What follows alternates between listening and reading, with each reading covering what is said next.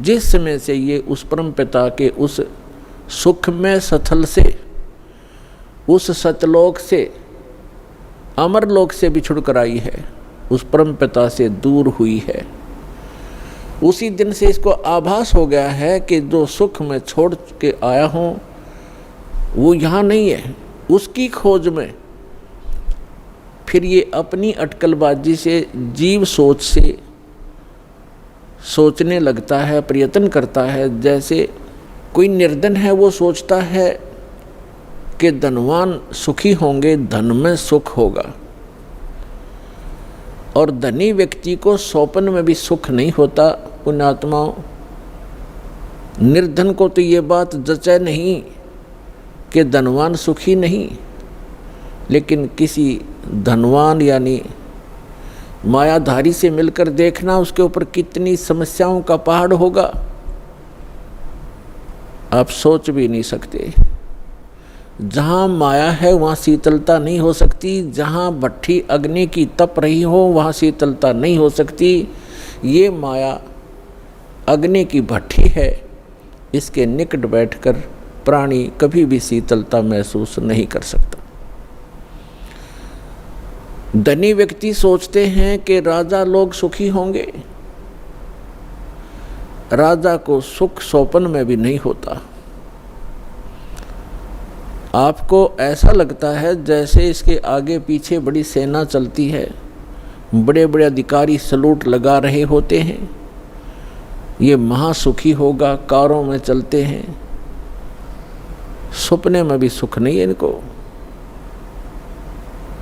क्योंकि हमने सुख का पता ही नहीं जो सुख होता है।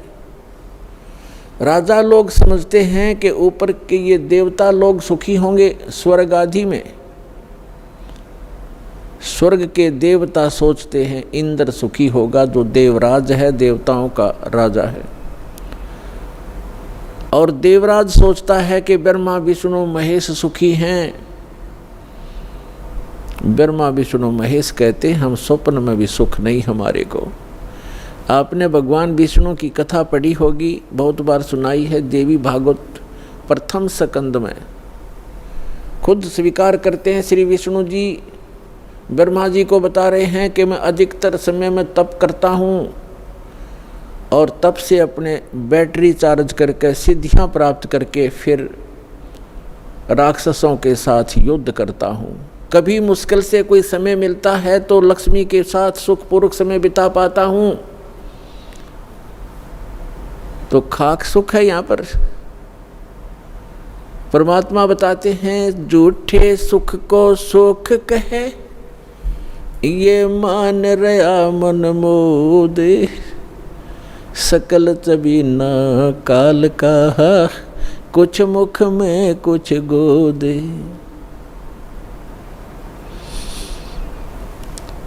इस झूठे सुख को सुख कहे, ये मान रहा मनमोद।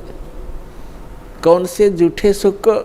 एक व्यक्ति बता रहा था कि मेरे एक कन्या ने जन्म लिया, जन्म से उस कन्या के गुदा स्थान नहीं था। इसको देखकर मेरे ऊपर पहाड़ टूट गया समस्या का, महा दुखी हो गया मैं। डॉक्टर के यहाँ लेकर गया मेडिकल में। जिस वार्ड में मेरी बेटी को भर्ती किया उसमें ऐसे 3-4 केस और थे। तब मुझे कुछ राहत मिली कि मेरे जैसे और भी दुखी हैं। बताओ इससे क्या लाभ मिला उसको? अपना मन में मान लिया कि चलो और भी दुखी हैं तो मैं भी दुखी हूँ, कोई बात नहीं। क्या वो दुख हल्का हो गया? क्या गुदा स्थान बन गया बेटी का? तो पुण्यात्माओं, इसे गंदे लोक में रह रहे हम। यहाँ सुख नाम की चीज़ नहीं है। हम एक दूसरे को दुखी देखकर उससे हल्का दुख हो या उसके बराबर हो, हम अपने राहत मान लेते हैं। यहाँ कोई विकल्प नहीं है। जैसे एक व्यक्ति के 3 पुत्र थे, एक पुत्र की मृत्यु होगी, बहुत दुखी बुरी तरह रो रहे हैं, आहार भी नहीं कर रहे हैं। शोक व्यक्त करने वाले व्यक्तियों में एक ऐसा व्यक्ति उपस्थित था जिसका एक ही पुत्र था, वही मृत्यु को प्राप्त हो चुका था। तो सांत्वना देने वालों ने कहा कि देख भाई, यहाँ तो ऐसा ही है, सभी की मृत्यु होती है, ये तो भगवान हवाला बात है, चिंता मत करो। देखो ये भाई बैठा है, इसको देख कर जी ले, इसका इकलौता पुत्र था, उसी की मृत्यु होगी, ये भी तो अपना समय व्यतीत कर रहा है, धैर्य कर। तो तब उस व्यक्ति को कुछ होशी आई, हाथ मुँह धोए, कुछ देर में खाना भी खा लिया।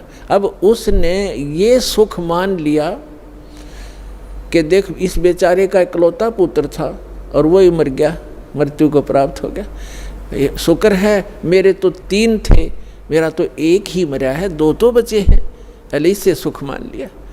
क्या वो बेटा वापस आ गया? तो यहाँ परमात्मा कहते हैं झूठे सुख को सुख है ये मान रहा मनमोद, और सकल चबीना काल का, कुछ मुख में कुछ गोद।